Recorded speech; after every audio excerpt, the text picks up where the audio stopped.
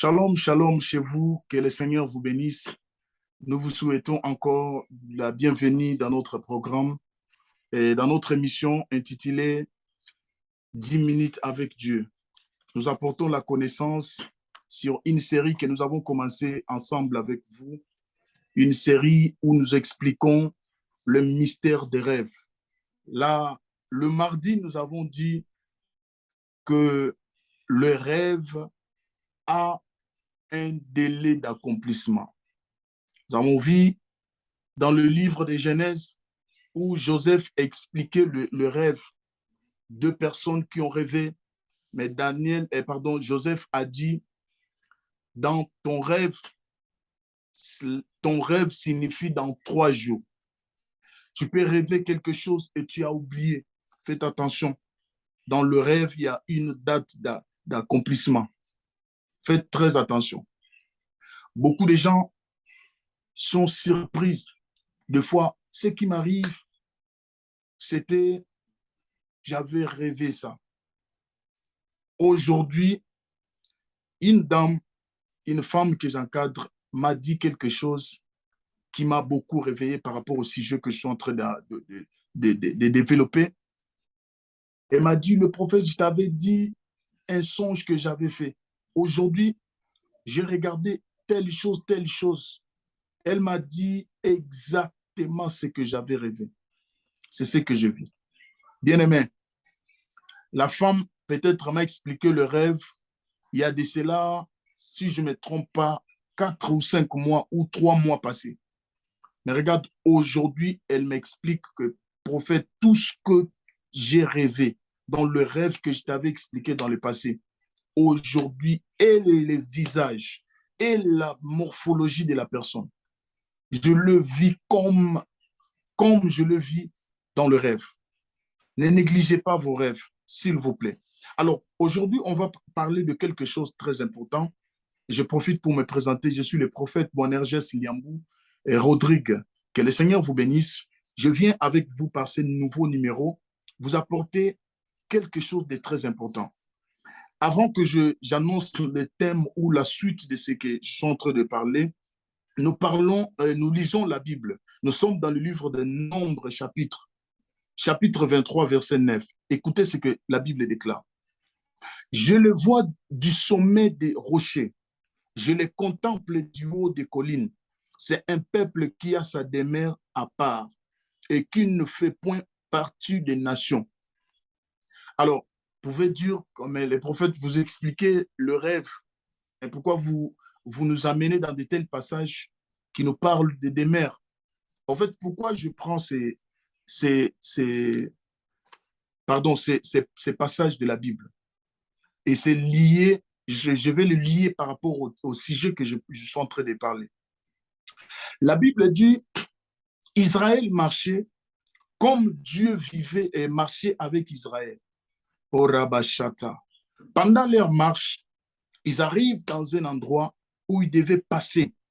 Et comme ils traversaient des pays, la Bible raconte que il devait passer par un pays.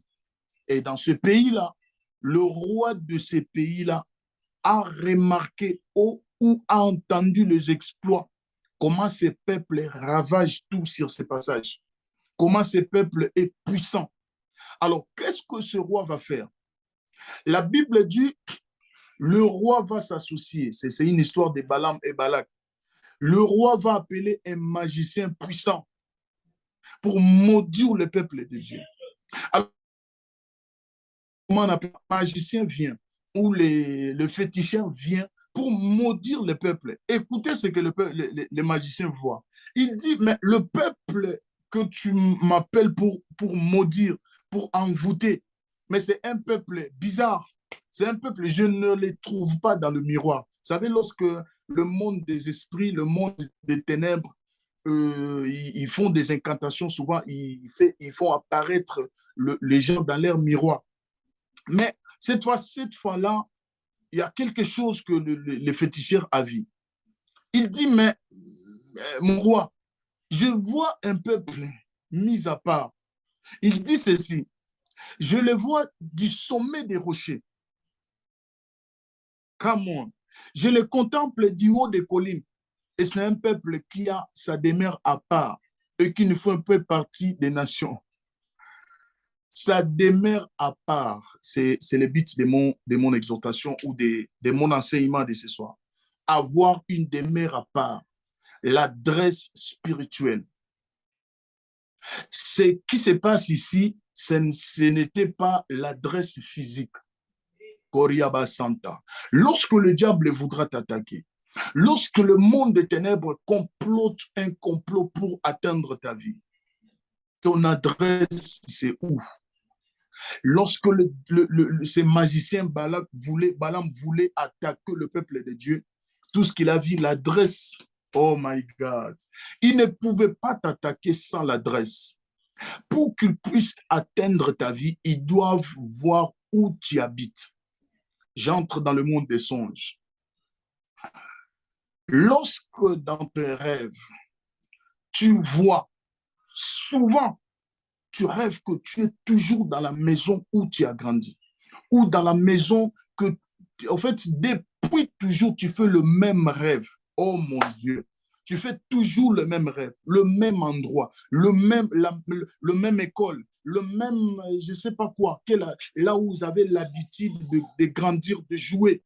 Lorsque vous avez l'habitude de rêver le même rêve, cela veut dire quoi? Cela veut dire que ça, c'est ton adresse. Et lorsque le diable voudra t'attaquer, lorsque le monde spirituel, le monde des ténèbres voudra attaquer ta vie, bien aimé, il n'ira pas loin parce qu'il connaît où t'es trouvé. Lorsqu'il voudra envoyer une malédiction, les célibats, ils ne vont pas te chercher loin parce que, au fait, tu rêves souvent là-bas parce que tu es resté là-bas. On pouvait triquer ta vie et souvent, comment ça se passe?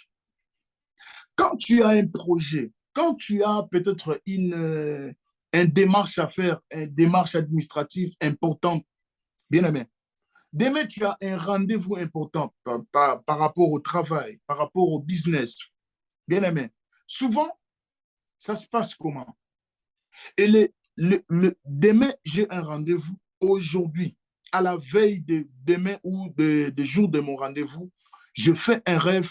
Par exemple, moi, je suis à Paris, je suis en Europe. Je fais un rêve que je suis au Congo, bien aimé.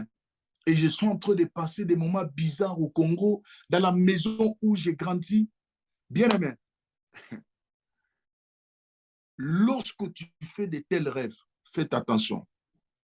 C'est comme si, oh Jésus, tu ne vis pas ici. Tout ce que tu vas faire, ne t'étonne pas que ton rendez-vous tourne en mal. Ne t'étonne pas.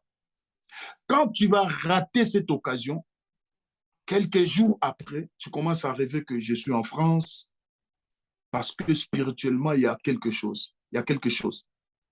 Et si tu as l'habitude de faire de tels rêves, bien aimé, tu dois chercher la délivrance.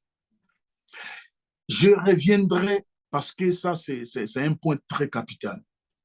Ce n'est pas seulement, comment on appelle ça, le rêve que tu fais où tu fais toujours le même rêve, le même endroit. C'est dans plusieurs domaines. Je peux te donner un exemple. Tu es une personne qui travaille. Tu gagnes facilement l'argent. Oh mon Dieu. Mais quand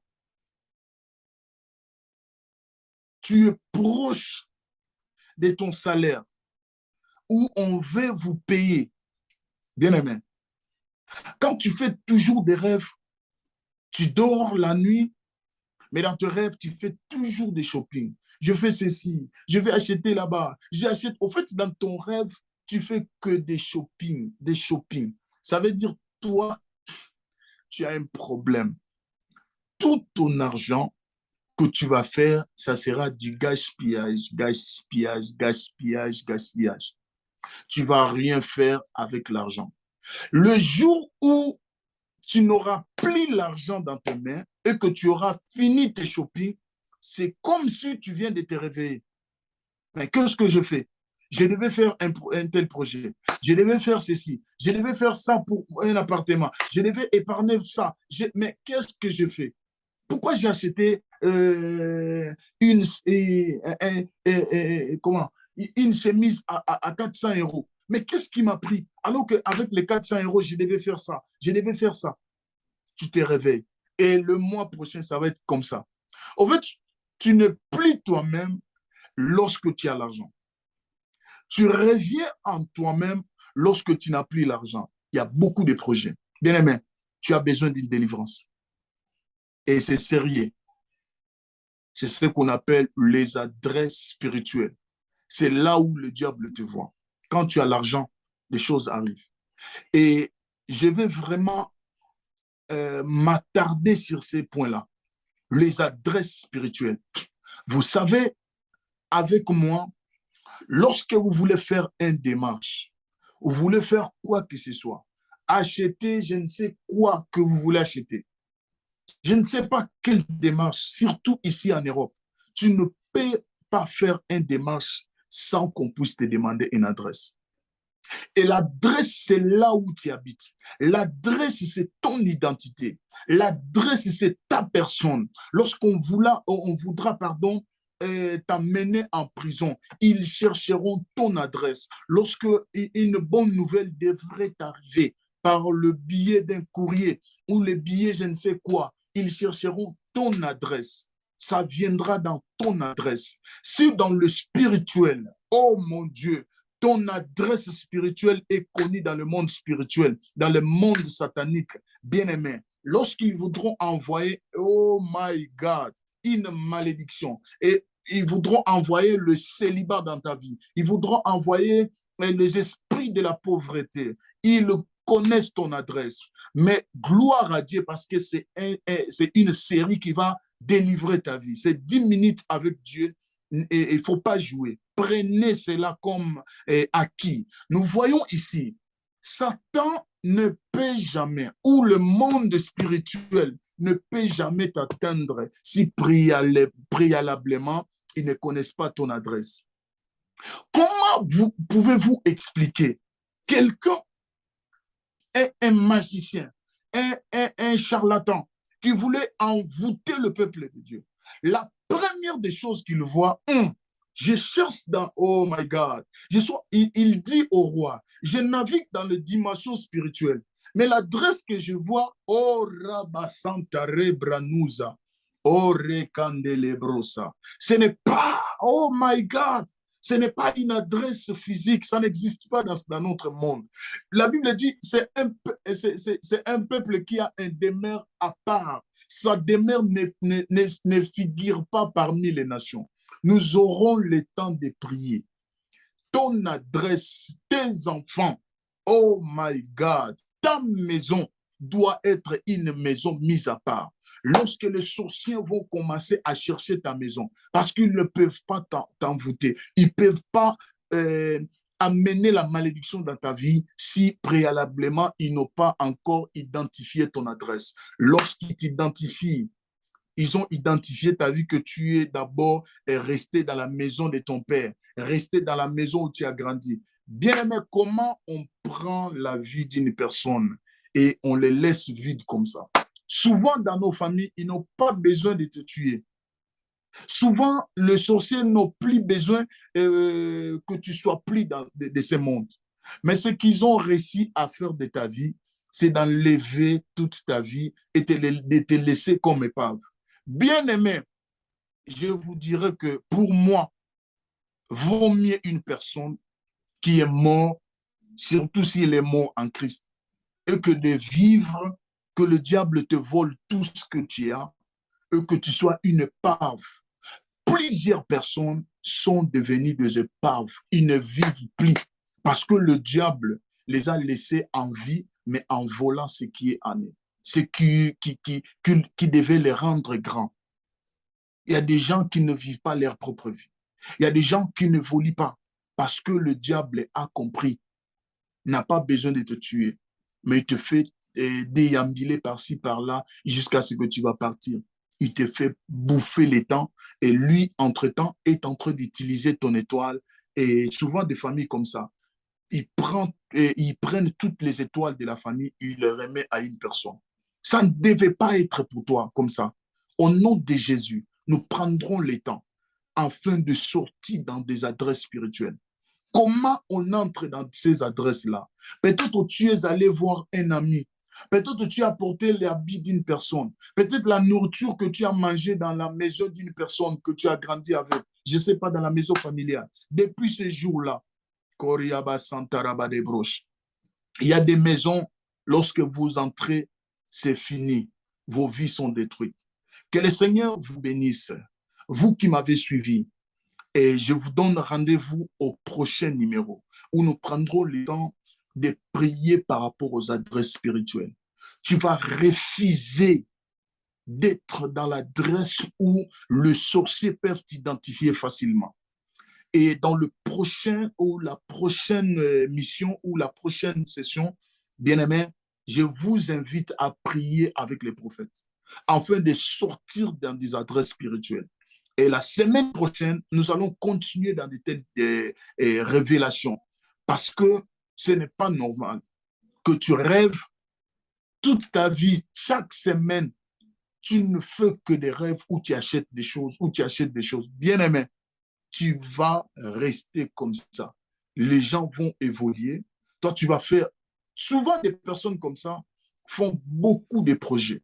Mais à la finalité, lorsqu'ils reçoivent l'argent, les gens qui reçoivent un salaire minimum et peut-être moins que leur salaire évoluent, ils font de belles choses, ils construisent, ils réussissent dans leur vie. Mais et comme ils sont dans des adresses spirituelles, le diable envoie toujours des clics. Moi, je dois acheter parce que c'est à la mode. Bien aimé, que le Seigneur vous délivre des adresses spirituelles.